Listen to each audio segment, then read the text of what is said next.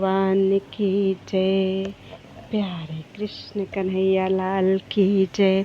श्री गर्ग संहिता विश्वजित खंड चल रहा है और आज है 7वां अध्याय। गुजरात नरेश ऋषि पर विजय प्राप्त करके यादव सेना का चेदी देश के स्वामी दमघोष के यहाँ जाना, राजा का यादवों से प्रेमपूर्ण बर्ताव करने का निश्चय, किंतु शिशुपाल का माता पिता के विरुद्ध यादवों से युद्ध का आग्रह। श्री नारद जी कहते हैं, राजन, महापराक्रमी प्रद्युम्न महेशमती के राजा को जीतकर अपनी विशाल सेना के लिए गुजरात के राजा के यहाँ गए। जैसे पक्षीराज गरुण अपनी चोंच से सर्प को पकड़ लेते हैं, उसी प्रकार श्री कृष्ण कुमार प्रद्युम्न ने गुर्जर देश के अधिपति महाबली वीर ऋषि को सेना द्वारा जा पकड़ा। उनसे तत्काल भेंट वसूल करके महाबली यादवेंद्र अपनी विशाल वाहिनी साथ लिए हुए चेदी देश में जा पहुँचे। चेदीराज दमघोष वसुदेव जी के बहनोई थे, किंतु उनका पुत्र शिशुपाल श्री कृष्ण का पक्का शत्रु कहा गया है। बुद्धिमानों में श्रेष्ठ महाबुद्धिमान उद्धव महाबली दमघोष के पास गए और उनको प्रणाम करके बोले। उद्धव ने कहा, राजन, महाराज उग्रसेन को बलि दीजिए, वे समस्त राजाओं को जीतकर राजसूय यज्ञ करेंगे। श्री नारद जी कहते हैं, मिथिलेश्वर, उद्धव जी का यह वचन सुनकर दमघोष के दुष्ट पुत्र शिशुपाल के ओष्ठ भड़कने लगे। वह अत्यंत कुपित होकर राजसभा में तुरंत इस प्रकार बोला। शिशुपाल ने कहा, अहो, काल की गति दुर्लंघ है। यह संसार कैसा विचित्र है। कालात्मा विधाता के प्राजापत्य पर भी कलह या विवाद खड़ा हो गया है, अर्थात लोक विधाता ब्रह्मा और घट निर्माता कुंभकार में झगड़ा हो रहा है कि प्रजापति कौन है, कहाँ राजहंस और कहाँ कौआ, कहाँ पंडित तथा कहाँ मूर्ख। जो सेवक हैं वे चक्रवर्ती राजा को अपने स्वामी को जीतने की इच्छा रखते हैं। राजा ययाति के शाप से यदुवंशी राज्य पद से भ्रष्ट हो चुके हैं, किंतु वे छोटा सा राज्य पाकर उसी तरह इतरा उठे हैं जैसे छोटी नदियाँ थोड़ा सा जल पाकर उमड़ने लगती हैं, उच्छलित होने लगती हैं। जो हीन वंश का होकर राजा हो जाता है, जो मूर्ख का बेटा होकर पंडित हो जाता है, अथवा जो सदा का निर्धन कभी धन पा जाता है, वह घमंड से भरकर सारे जगत को तृणवत मानने लगता है। उग्रसेन कितने दिनों से राज पदवी को प्राप्त हुआ है। वासुदेव मंत्री बना है और उग्रसेन उसी के बल से और केवल उसी से पूजित होकर राजा बन बैठा है। उसके मंत्री वासुदेव ने जरासंध के भय से भागकर अपनी पुरी मथुरा को छोड़कर समुद्र की शरण ली है। वह पहले नंद नामक अहीर का भी बेटा कहा जाता था। उसी को वसुदेव लाज हया छोड़कर अपना पुत्र मानने लगे हैं। वसुदेव तो गोरे रंग के हैं, उनसे उत्पन्न हुआ यह कृष्ण श्याम वर्ण का कैसे हो गया। केवल पिता ही नहीं, पितामह भी गोरे हैं। उनके कुल की संतति में इस वासुदेव की गणना हो, यह बड़े दुख और हंसी की बात है। मैं उसके पुत्र प्रद्युम्न को यादवों तथा सेना सहित जीतकर भूमंडल को यादवों से शून्य कर देने के लिए कुश स्थली पर चढ़ाई करूँगा। श्री नारद जी कहते हैं, राजन, यूँ कहकर धनुष और अक्षय बाणों से भरे 2 तरकश लेकर शिशुपाल को युद्ध के लिए जाने को उद्यत देख चेदीराज ने उससे कहा। दमघोष बोले, बेटा, मैं जो कहता हूँ उसे सुनो, क्रोध न करो। जो सहसा कोई कार्य करता है उसे सिद्धि नहीं प्राप्त होती। क्षमा के समान धर्म, अर्थ, काम और मोक्ष का साधन दूसरा कोई नहीं है। इसलिए साम नीति से काम लेना चाहिए। साम के तुल्य दूसरा कोई सुखद उपाय नहीं है। दान से साम की शोभा होती है और साम की सत्कार की भी तभी शोभा होती है जब वह यथा योग्य गुण देखकर किया जाए। यादव और चेदिप सगे संबंधी माने गए हैं, अतः मैं वास्तव में यही चाहता हूँ कि यादवों तथा चेदिपों में कलह ना हो। श्री नारद जी कहते हैं, बुद्धिमान दमघोष के समझाने पर भी शिशुपाल अनमना हो गया, कुछ बोला नहीं। वह महाखल चुपचाप बैठा रहा। राजन, चेदीराज की रानी श्रुतिश्रवा सूर्यनंदन वसुदेव की बहन थी। वे अपने पुत्र शिशुपाल के पास आकर अच्छी तरह विनय युक्त होकर बोली। श्रुतिश्रवा ने कहा, बेटा, खेद न करो। यादवों तथा चेदिपों में भी कभी कलह नहीं होना चाहिए। सूर्यनंदन वसुदेव तुम्हारे मामा हैं और उनके पुत्र श्री कृष्ण भी तुम्हारे भाई ही हैं। उनके जो प्रद्युम्न आदि सैकड़ों महावीर पुत्र आए हैं, वे सब मेरे और तुम्हारे द्वारा लाड़ प्यार पाने के योग्य तथा समादरणीय हैं।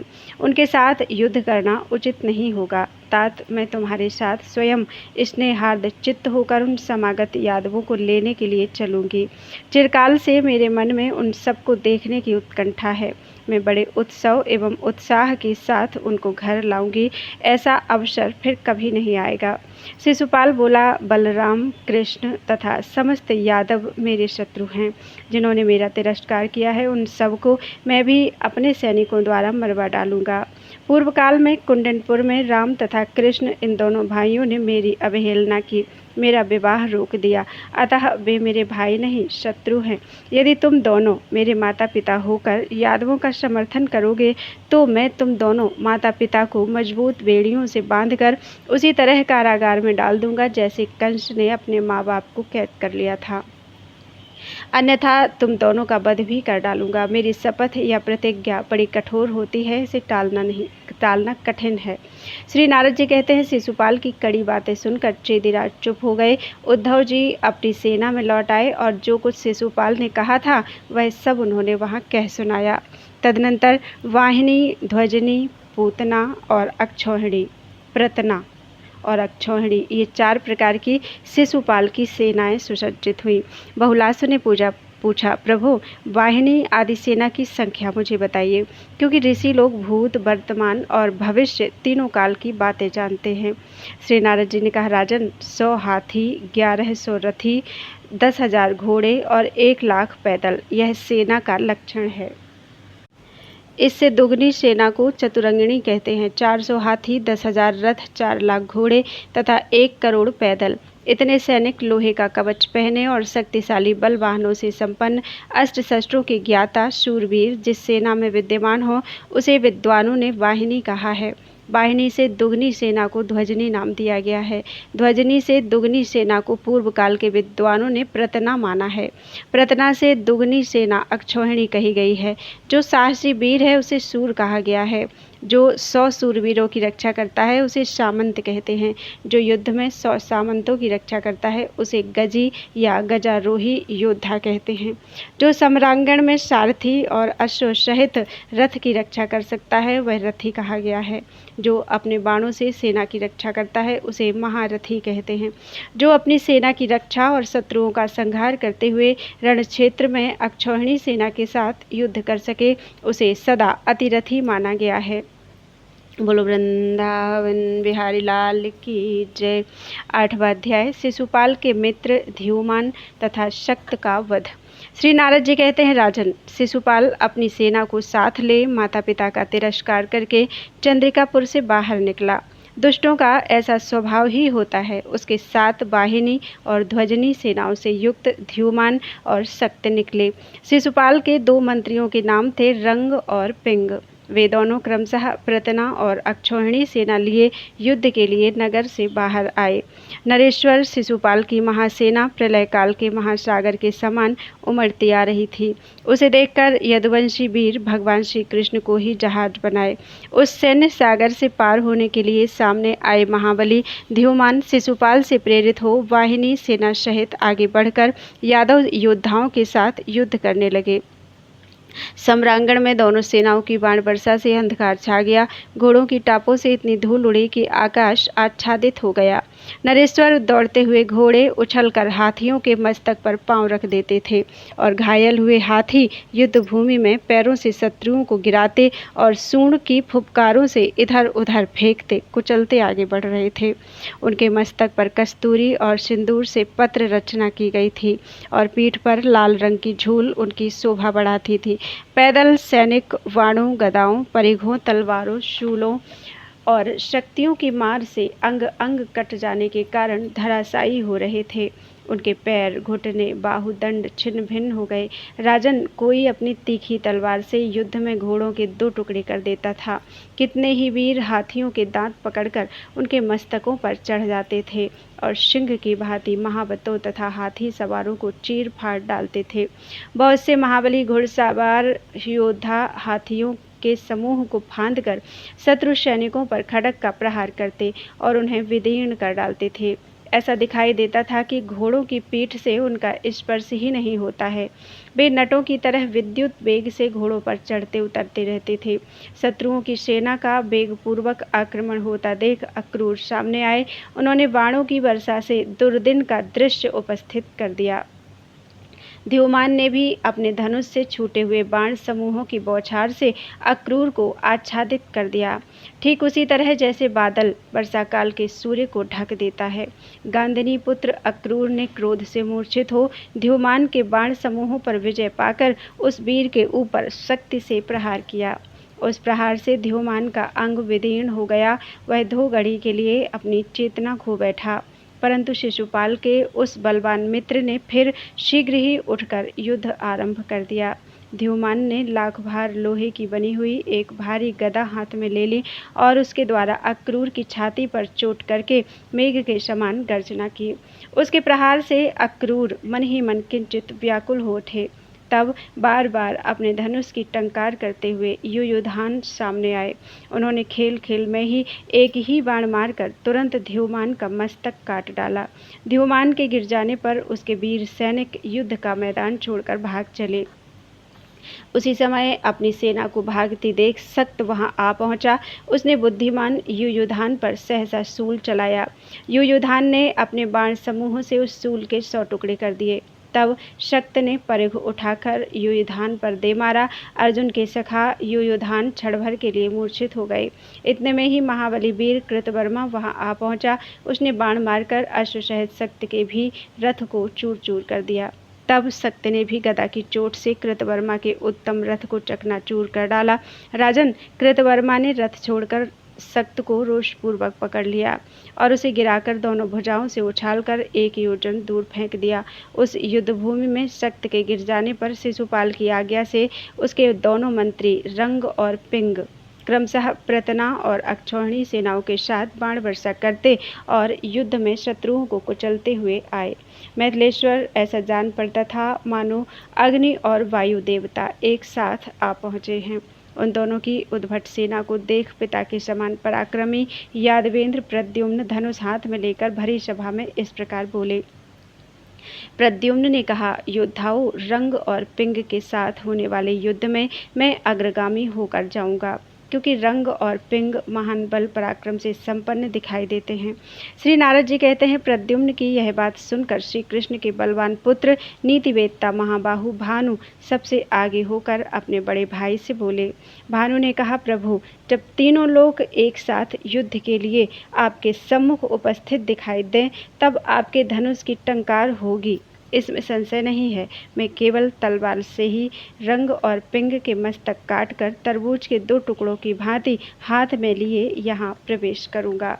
इस प्रकार श्री गर्ग संहिता में विश्वजित खंड के अंतर्गत श्री नारद बहुलाशु संवाद में द्युमान और शक्त का वध नामक अध्याय 8वां अध्याय पूरा हुआ। बोलो वृंदावन बिहारी लाल की जय। 9वां अध्याय भानु के द्वारा रंग पिंग का वध, प्रद्युम्न और शिशुपाल का भयंकर युद्ध तथा चेदि देश पर प्रद्युम्न की विजय। श्री नारद जी कहते हैं, राजन, यूं कहकर शत्रुसूदन भानु ढाल तलवार लेकर पैदल ही शत्रु सेना में उसी प्रकार घुस गए जैसे जंगली हाथी जंगल में प्रवेश करता है। भानु ने अपनी खड्ग से शत्रु योद्धाओं की भुजाएं काट डाली। हाथी और घोड़े भी जब सामने या आसपास मिल जाते थे तब वे अपनी तलवार से उनके 2 टुकड़े कर डालते थे। वे उस सम्रांगण में शत्रुओं का छेदन करते हुए अकेले ही विचरने और शोभा पाने लगे। उनका दूसरा साथी केवल खड्ग था। जैसे कुहासे और बादलों से आच्छादित होने पर भी सूर्यदेव अपनी तेज से उद्भासित होते हैं, उसी प्रकार शत्रुओं से आवृत होने पर भी वीरवर भानु अपने विशिष्ट तेज का परिचय दे रहे थे। मिथिलेश्वर, भानु के खड्ग से जिनके कुंभ स्थल कट गए थे, उन हाथियों के मस्तकों में से मोती रणभूमि में उसी प्रकार गिरते थे जैसे पुण्य कर्मों के क्षीण हो जाने पर स्वर्गवासी जनों के तारे ध्युलोक से भूमि पर गिर पड़ते हैं। उस सम्रांगण में दृष्टि मात्र से शत्रु सेना को धराशायी करके महाबली वीर भानु रंग और पिंग के ऊपर जा चढ़े। भगवान श्री कृष्ण के दिए हुए खड्ग से रंग और पिंग के रथों को नष्ट करके भानु ने सारथियों के सहित उनके घोड़े को 2-2 टुकड़े कर डाले। तब महाउद्भट वीर रंग और पिंग ने भी खड्ग लेकर भानु पर प्रहार किया, परंतु भानु की ढाल तक पहुंचते ही वे दोनों खड्ग टूक टूक हो गए। भानु की तलवार की चोट से रंग और पिंग के मस्तक एक साथ ही युद्ध भूमि में जा गिरे। यह अद्भुत सी बात हुई। विजयी वीर भानु सेनापतियों से प्रशंसित हो रंग और पिंग के मस्तक लेकर प्रद्युम्न के सामने आए। उस समय मानवीय दुंदुभियों के साथ देव दुंदुभियां भी बज उठी। जब सब ओर जय जयकार होने लगी, देवताओं ने फूल बरसाए। रंग और पिंग के मारे जाने का समाचार सुनकर शिशुपाल के रोष की सीमा न रही। वह विजयशील रथ पर आरूढ़ हो यादवों के सामने गया। उसके साथ मद की धारा बहाने वाले सोने के हौदे से युक्त और रत्न जड़ित कंबल, कालीन या झूल से अलंकृत बहुत से विशालकाय गजराज चले, जिनके हिलते हुए घंटों की घनघनाहट दूर दूर तक फैल रही थी। देवताओं के विमानों की भांति शोभा पाने वाले रथों, वायु के तुल्य वेगशाली तुरंगमों तथा विद्याधरों के सदृश पराक्रमी वीरों के द्वारा वह पृथ्वी तल को निनादित करता हुआ चल रहा था। नरेश्वर शिशुपाल की सेना को आती देख धनुर्धारियों में श्रेष्ठ श्री कृष्ण कुमार प्रद्युम्न इंद्र के दिए हुए रथ पर आरूढ़ हो सबके आगे होकर उसका सामना करने के लिए चले। उन्होंने संपूर्ण दिशाओं और आकाश को गुंजाते हुए अपना शंख बजाया। दूसरों को मान देने वाले नरेश उस शंखनाद से शत्रुओं के हृदय में कपकपी होने लगी। शिशुपाल की विशाल सेना राजप्रसाद या राजकीय दुर्ग की भांति दुर्गम थी। उसमें प्रवेश करने के लिए रुक्मिणी नंदन प्रद्युम्न ने सहसा बाणों का सोपान बनाया। दमघोष नंदन बुद्धिमान शिशुपाल ने बारंबार धनुष की टंकार करते हुए ब्रह्मास्त्र का संधान किया, जिसको उसने दत्तात्रेय जी से सीखा था। उसके प्रचंड तेज को सब ओर फैलता देख युद्ध भूमि में रुक्मिणी नंदन प्रद्युम्न ने भी ब्रह्मास्त्र का ही प्रयोग करके लीलापूर्वक शत्रु के उस अस्त्र का संहार कर दिया। नरेश्वर तब महाबुद्धिमान शिशुपाल ने अंगराष्ट्र का प्रयोग किया, जिसे जमदग्नि नंदन परशुराम ने महेंद्र पर्वत पर उसको दिया था। उस अस्त्र के द्वारा अंगारों की वर्षा होने से प्रद्युम्न की सेना अत्यंत व्याकुल हो उठी। तब श्री कृष्ण कुमार ने महादिव्य पर्जन्यास्त्र का प्रयोग किया। उससे मेघों द्वारा जल की मोटी धाराएं गिराई जाने लगी, अतः सारे अंगार बुझ गए। तब शिशुपाल ने कुपित होकर गजास्त्र का संधान किया, जिसकी शिक्षा उसे अगस्त्य मुनि ने मलयाचल पर दी थी। उस अस्त्र से अत्यंत उद्भट करोड़ों विशालकाय गजराज प्रकट होने लगे।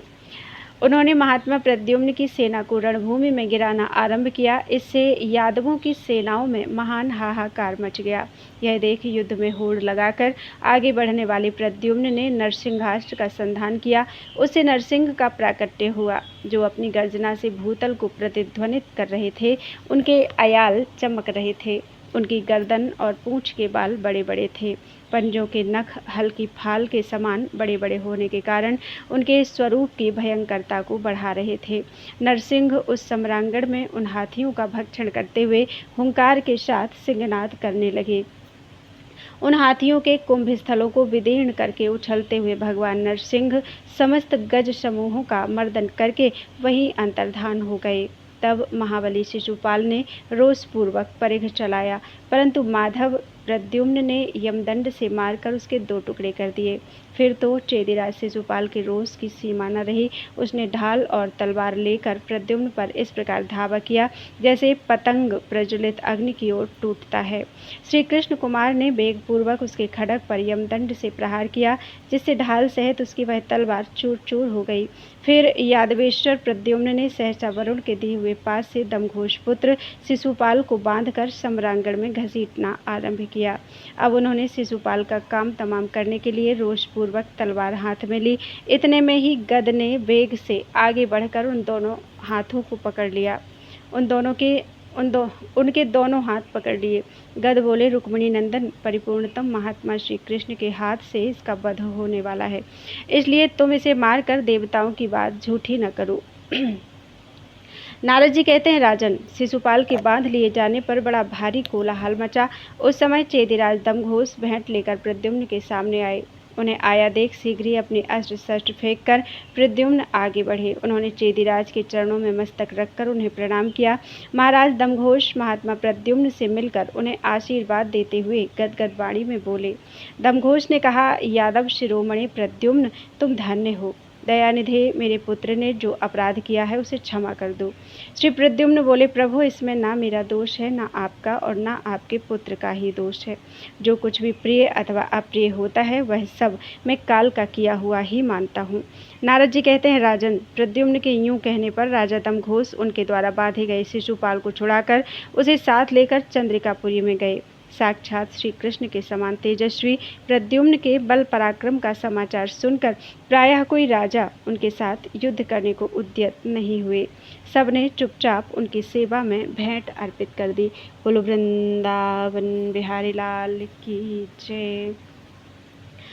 10वां अध्याय। यादव सेना का कोंकण, कुटक, त्रिगर्त, केरल, तेलंग, महाराष्ट्र और कर्नाटक आदि देशों पर विजय प्राप्त कर करुष देश में जाना तथा वहां दंतवक्त्र का घोर युद्ध।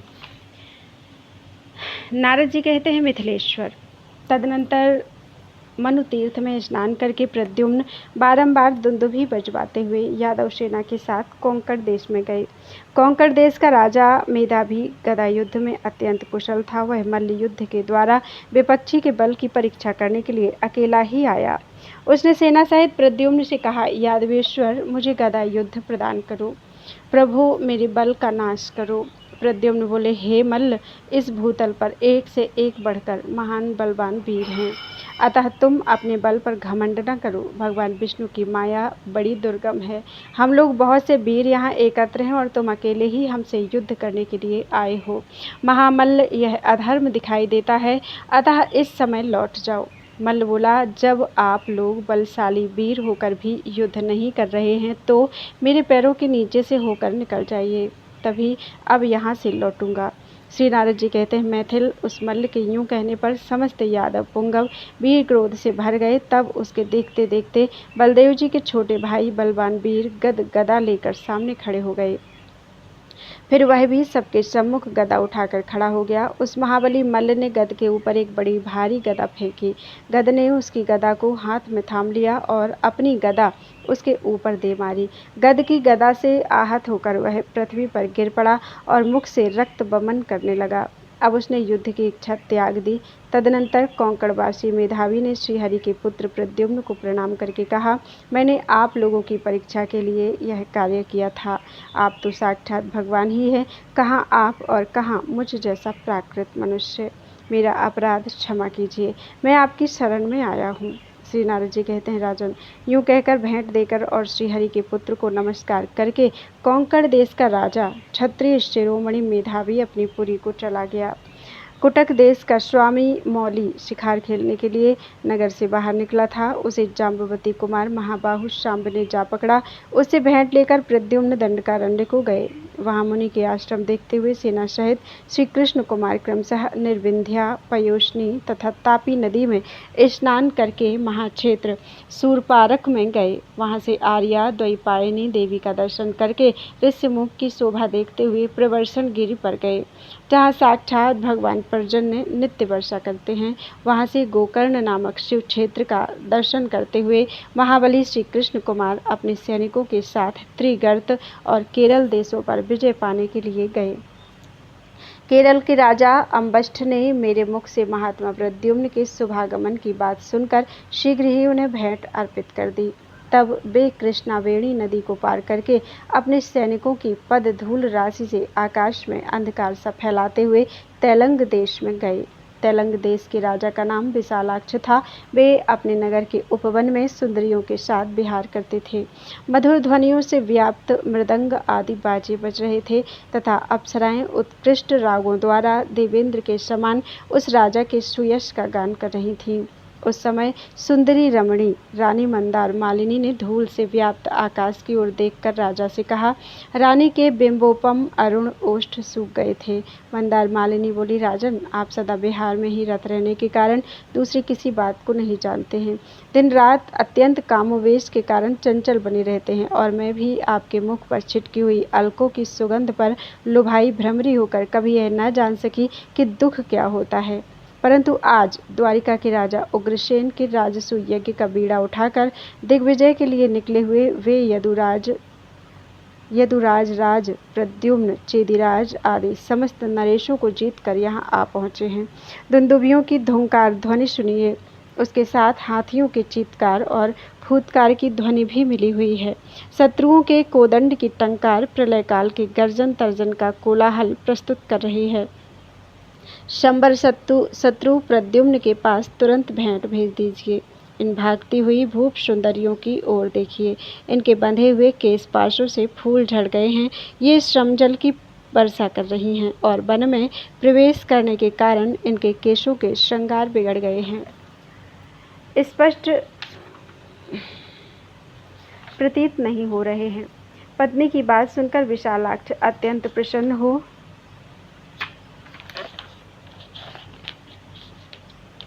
भेंट सामग्री लेकर प्रद्युम्न के सामने आए। उनके द्वारा पूजित और सम्मानित हो धनुर्धरों में श्रेष्ठ साक्षात प्रद्युम्न पंपा सरोवर तीर्थ में स्नान करके वहां से महाराष्ट्र की ओर चल दिए। महाराष्ट्र के राजा विमल विष्णु भक्त थे। उन्होंने बड़े भक्ति भाव से श्री कृष्ण कुमार प्रद्युम्न का सब प्रकार से पूजन किया। इसी प्रकार कर्नाटक के राजा सहस्रजित स्वयं ही बहुत सी भेंट सामग्री लेकर आए और महात्मा प्रद्युम्न को अर्पित करके उन्होंने कल्याण के लिए उन परम प्रभु जगदीश्वर शंबरारी का पूजन किया। मिथिलेश्वर जैसे योगी देह से होने वाले विषय भोगों पर विजय पाने की चेष्टा करता है, उसी प्रकार साक्षात भगवान प्रद्युम्न यादवों के साथ करुष देश को जीतने के लिए गए। नरेश्वर वहाँ महारंगपुर में परम बुद्धिमान राजा वृद्ध शर्मा रहते थे, जो वसुदेव की बहन श्रुतदेवा के पति थे। उनका पुत्र दंतवक्र श्री कृष्ण का शत्रु कहा गया है। उसने भी शिशुपाल की भांति कुपित होकर यादवों के साथ स्वयं युद्ध करने का विचार किया। यद्यपि माता पिता ने उसे मना किया, तथापि दैत्यों के प्रति अनुराग रखने वाले उस दैत्य ने मैं यादवों को मार डालूंगा इस प्रकार अपना क्रोध प्रकट किया। मिथिलेश्वर जैसे योगी देह से होने वाले विषय भोगों पर विजय पाने की चेष्टा करता है, उसी प्रकार साक्षात भगवान प्रद्युम्न यादवों के साथ करुष देश को जीतने के लिए गए। नरेश्वर वहाँ महारंगपुर में परम बुद्धिमान राजा वृद्ध शर्मा रहते थे, जो वसुदेव की बहन श्रुतदेवा के पति थे। उनका पुत्र दंतवक्र श्री कृष्ण का शत्रु कहा गया है। उसने भी शिशुपाल की भांति कुपित होकर यादवों के साथ युद्ध करने का विचार किया। यद्यपि माता पिता ने उसे मना किया, तथापि दैत्यों के प्रति अनुराग रखने वाले उस दैत्य ने मैं यादवों को मार डालूंगा इस प्रकार अपना क्रोध प्रकट किया। वह लाख भार की बनी हुई भारी गदा लेकर प्रद्युम्न की सेना के सामने अकेला ही युद्ध करने के लिए गया। दंतवक्र के शरीर का रंग काला था, वह कोयले के पहाड़ जैसा जान पड़ता था। उसकी जीभ लपलपाती रहती थी और रूप बड़ा भयंकर था। वह 10 ताड़ के बराबर ऊंचा था। मस्तक पर किरीट, कानों में कुंडल तथा वक्ष पर सोने के कवच से विभूषित वह करुष राजकुमार करधनी की लड़ें पहने हुए था। उसके चंचल चरणों में नूपुर बज रहे थे। वह अपने बेग से पृथ्वी को कपाता, पर्वतों तथा वृक्षों को गिराता और अपनी गदा के प्रहार से शत्रुओं के काल के गाल में शत्रुओं को भेजता हुआ यमराज के समान दुर्जय प्रतीत होता था। सम्रांगण में दंतवक्र को उपस्थित देख समस्त यादव भय से थर्रा उठे। उसके आते ही महान कोलाहल मच गया। प्रद्युम्न ने उसके ऊपर बारंबार धनुष की टंकार करती हुई 18 अक्षौहिणी विशाल सेना भेजी। राजन जैसे हाथी किसी पर्वत पर चारों ओर से टक्कर मारते हों, उसी प्रकार समस्त यादवों ने बाणों, फरसों, शतघ्नियों तथा भुसुंडियों से दंतवक्र पर प्रहार करना आरंभ किया। राजेंद्र दंतवक्र ने अपनी गदा से रणभूमि में बहुत से उत्कट गजराजों के कुंभ स्थल विदीर्ण करके उन्हें मार गिराया। किन्हीं हाथियों को, जो किंकिणी जाल से निनादित, सांकलों से सुशोभित, हौदों से अलंकृत और चंचल घंटों के रत्कार से युक्त थे, उसने पांव पकड़कर उठा लिया और जैसे हवा रुई को दूर उड़ा ले जाती है, उसी प्रकार आकाश में 100 योजन दूर फेंक दिया। वह दैत्यराज किन्हीं हाथियों की सूंड पकड़कर आकाश में घुमाता और उन चिंघाड़ते हुए गजराजों को विभिन्न दिशाओं में फेंक देता था। किन्हीं हाथियों की पीठ की हड्डियों पर, किन्हीं की कांखों में, उभय पार्श्वों में पैरों से आक्रमण करके वह दैत्य कालाग्नि रुद्र की भांति शोभा पाता था। वह वीर सारथी, घोड़े, ध्वजा और महारथियों सहित रथों को आकाश में उसी तरह उछाल देता था जैसे आंधी कमलों को उड़ा ले जाती है। उसने घोड़ों और पैदल सैनिकों को भी बलपूर्वक उठाकर आकाश में फेंक दिया। बहुत से महाबली राजकुमार ऊपर या नीचे मुँह किए शस्त्रों तथा रत्नमय केयूरों सहित आकाश से गिरते हुए तारों के समान प्रतीत होते थे और मुंह से रक्त बमन कर रहे थे। मैथिल उस दैत्य पुंगव ने अपनी गदा से यादव सेना को उसी प्रकार मथ डाला जैसे भगवान श्री वराह ने प्रलय काल के समुद्र को अपनी दृष्टा से विक्षुब्ध कर दिया था। बोलो वृंदावन बिहारी लाल की जय।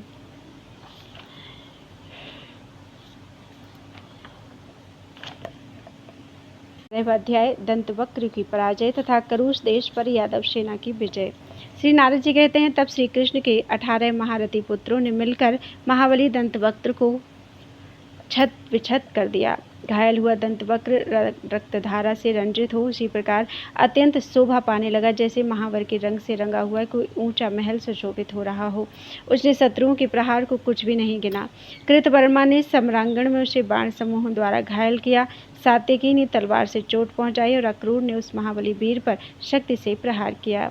रोहिणी नंदन सारण ने उसके ऊपर कुठार से आघात किया। रणदुर्मद दंतवक्र ने भी सात्यकी को गदा से चोट पहुंचाई। कृतवर्मा को हाथ से और अक्रूर को लात से मारा तथा सारण को भुजाओं के वेग से आहत कर दिया। अक्रूर, व्रतवर्मा, सात्यकी और सारण ये चारों वीर आंधी के उखाड़े हुए वृक्षों की भांति मूर्छित होकर पृथ्वी पर गिर पड़े। तदनंतर जाम्बवती कुमार शांब ने उसकी गदा लेकर गदा के ऊपर अपनी गदा रखकर उससे दंतवक्र को मारा। दंतवक्र ने गदा फेंक दी और जाम्बवती कुमार शांब को पकड़कर दोनों भुजाओं से रणमंडल में गिरा दिया। तब सांब ने भी उठकर उसके दोनों पैर पकड़कर उसे भूपृष्ठ पर दे मारा। वह एक अद्भुत सी बात हुई। दंतवक्र उठकर उस समय अट्टहास करने लगा। उसकी आवाज़ से 7 लोकों और पातालों सहित समूचा ब्रह्मांड गूंज उठा।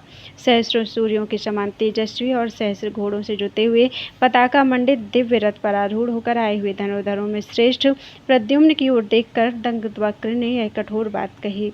दंतवक्र बोला, तुम समस्त यादव, वृष्णिवंशी और अंधक वंशी लोग स्वल्प शक्ति वाले, तुच्छ रणभूमि से भागे हुए और युद्ध भीरु हो। राजा ययाति के शाप से तुम्हारा तेज भ्रष्ट हो गया है। तुम राज्य भ्रष्ट और निर्लज्ज हो। मैं अकेला हूँ और तुम बहुसंख्यक हो, तथापि अधर्म मार्ग पर चलने वाले तथा धर्मशास्त्र की मर्यादा को विलुप्त करने वाले तुम नराधमों में मेरे साथ युद्ध किया है। तुम्हारे पिता श्री कृष्ण पहले नंद के पशुओं का चरवाहा था। वह ग्वालों की जूठन खाता था, किंतु आज वही यादवों का ईश्वर बना बैठा है।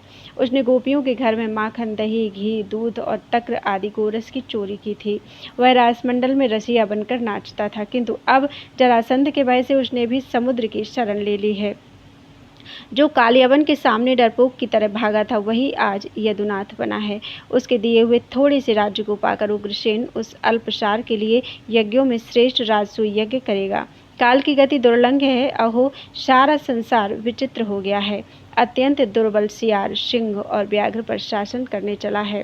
श्री प्रद्युम्न ने कहा, ओ निंदक, पहले कुंडनपुर में तूने यादवों के बड़े चढ़े बल को शायद नहीं देखा, किंतु आज यहाँ देख लेना। करुष राज, तुम लोग मेरे संबंधी हो, यह जानकर मैं तुमसे युद्ध नहीं करना चाहता था, किंतु तूने बलपूर्वक युद्ध छेड़ दिया। यह तेरे द्वारा धर्मशास्त्र अनुमोदित कार्य ही तो किया गया है। नंदराज साक्षात द्रोण नामक वसु है, जो गोपकुल में अवतीर्ण हुए हैं। गोलोक में जो गोपालगण हैं, वे साक्षात श्री कृष्ण के रोम से प्रकट हुए हैं, और गोपियाँ श्री राधा के रोम से उद्भूत हुई हैं। वे सब की सब यहाँ ब्रज में उतर आई हैं। कुछ ऐसी भी गोपांगनाएं हैं जो पूर्वकृत पुण्यकर्मों तथा उत्तम वरों के प्रभाव से श्री कृष्ण को प्राप्त हुई हैं। भगवान श्री कृष्ण साक्षात परिपूर्णतम परमात्मा हैं। असंख्य ब्रह्मांडों के अधिपति, गोलोक के स्वामी तथा परात्पर ब्रह्म हैं। जिनके अपने तेज में संपूर्ण तेज विलीन होते हैं, उन्हें ब्रह्मा आदि उत्कृष्ट देवता साक्षात परिपूर्णतम कहते हैं।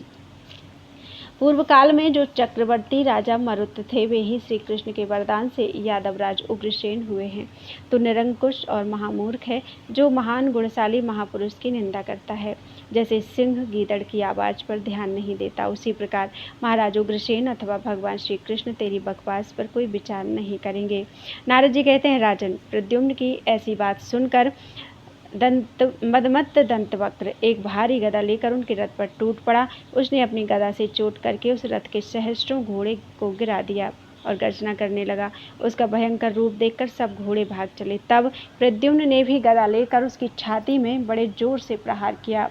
उस प्रहार से दैत्यराज दंतवक्र मन ही मन कुछ व्याकुल हो उठा। अब उन दोनों में गदा से घोर युद्ध होने लगा। गदाओं से परस्पर प्रहार करते हुए वे दोनों वीर एक दूसरे को रणभूमि में रौंदने और गरजने लगे। राजन, उन्हें देखकर ऐसा जान पड़ता था मानो पर्वत पर दो सिंह आपस में जूझ रहे हों। दंतवक्र ने दोनों हाथों से श्री कृष्ण कुमार को पकड़कर भूमि पर उसी प्रकार गिरा दिया जैसे एक सिंह ने दूसरे सिंह को बलपूर्वक पटक दिया हो। प्रद्युम्न ने भी उठकर बलपूर्वक उसके दोनों हाथ पकड़ लिए, भुजाओं द्वारा घुमाकर उसे पृथ्वी पर दे मारा। प्रद्युम्न के प्रहार से वह रक्त बमन करता हुआ पृथ्वी पर गिर पड़ा। उसकी हड्डियां चूर चूर हो गई, शरीर शिथिल हो गया, उसे मूर्छा आ गई। वह आकृति से घबराया हुआ प्रतीत होने लगा।